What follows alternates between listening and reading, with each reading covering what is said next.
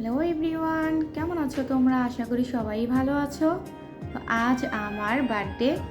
তো এই উপলক্ষে আমার হাজব্যান্ড আমাকে বার্থডে সারপ্রাইজ দেয়।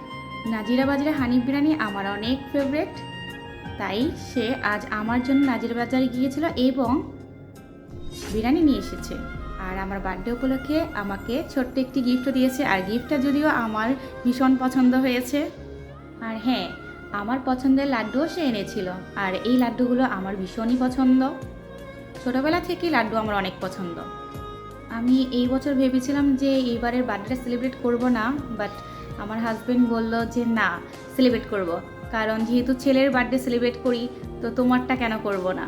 তো কথাটা শুনে আমার ভীষণই ভালো লেগেছে। তো এইভাবেই ছোটোখাটো মুহূর্তগুলোকে সে স্পেশাল করে তোলে। আর এমনিতেও সে আমার অনেক কেয়ার করে। আমি সত্যি অনেক ভাগ্যবতী যে তার মতো এমন একটা হাজব্যান্ড পেয়েছি। সে সব সময় সব কিছুতে আমাকে সাপোর্ট করে, আর এর জন্য তাকে আমার আরও বেশি ভালো লাগে।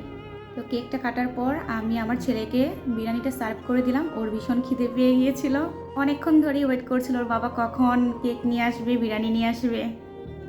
ছোট মানুষ তো একটুতেই অনেক খুশি হয়ে যায়, আর ও খুশি মানেই হচ্ছে আমরা খুশি। তো ফাইনালি আমরা কিন্তু একটি হ্যাপি ফ্যামিলি।